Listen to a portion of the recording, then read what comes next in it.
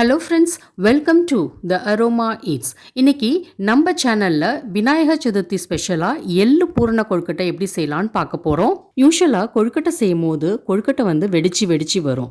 So அந்த மாதிரி வெடிக்காமல் மாவு பதமாக எப்படி பிசையணும் அப்படின்னு சொல்லி நிறைய டிப்ஸ் சொல்லியிருக்கேன்.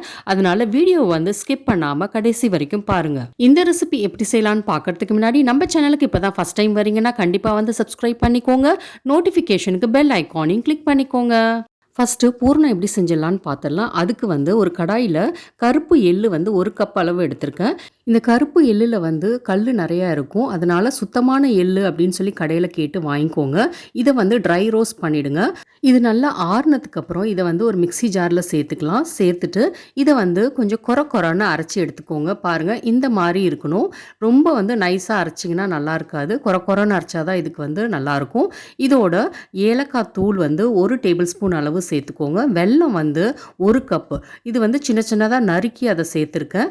அதோட தேங்காய் திருகல் அது 1 கப் அளவு சேர்த்துருக்கேன். இதை ஒரு 3 செகண்டுக்கு பல்ஸ் பண்ணி எடுத்துக்கோங்க. ரொம்ப அரைச்சிங்கன்னா இந்த வெல்லம் தண்ணி விட ஆரம்பிச்சிரும். அப்புறம் ரொம்ப குழன்னு ஆகிடும். ஸோ இந்த மாதிரி ஸ்டேஜில் எடுத்துருங்க.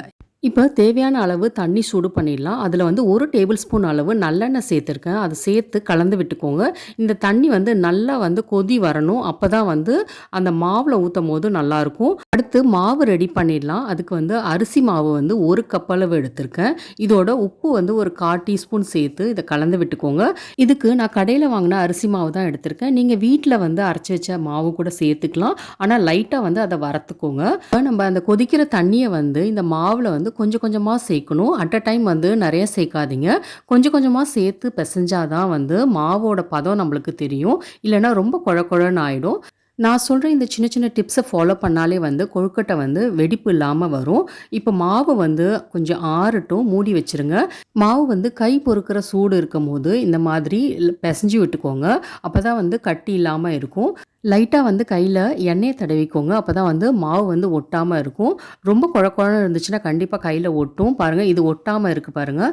இப்போ இதுலேருந்து ஒரு சின்ன உருண்டை எடுத்து இந்த மாதிரி உருட்டிக்கோங்க. உருட்டிட்டு நம்ம அச்சில் தான் செய்ய போகிறோம். மீதி மாவு மூடி வச்சுருங்க. அச்சில் எண்ணெயை தடவி வச்சுருங்க. இல்லைனா எடுக்க வராது. இந்த மாதிரி கொழுக்கட்டை அச்சில் நம்ம உருட்டி வச்சுருக்கோம்ல, அதை கொஞ்சோண்டு அதில் போட்டுட்டு சைடில் லைட்டாக அந்த மாதிரி ப்ரெஸ் பண்ணி விட்டுருங்க. வெளி மாவு ரொம்ப மொத்தமாக இருந்தாலும் நல்லா இருக்காது. அதனால அதுக்கேற்ற மாதிரி மாவு பார்த்து வைங்க. இப்போ நம்ம எள்ளு பூரணத்தை இது மாதிரி வச்சிடலாம். பூர்ணம் வச்சுட்டு லைட்டாக இந்த மாதிரி ப்ரெஸ் பண்ணி விட்டுருங்க.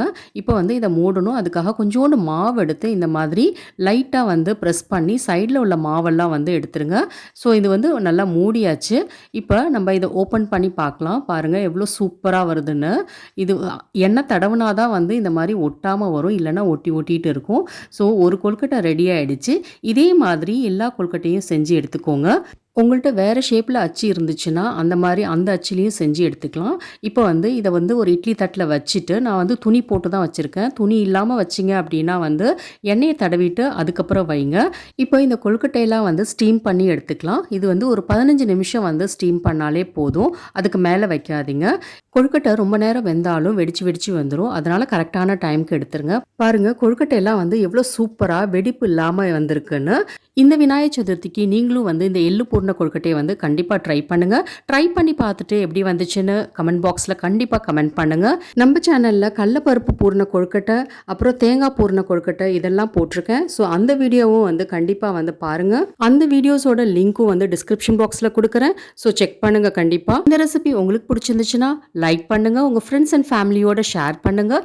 என்னோட சேனலை இது வரைக்கும் சப்ஸ்கிரைப் பண்ணலன்னா சப்ஸ்கிரைப் பண்ணிக்கோங்க. நோட்டிஃபிகேஷனுக்கு பெல் ஐக்கானையும் கிளிக் பண்ணிக்கோங்க. தேங்க்யூ.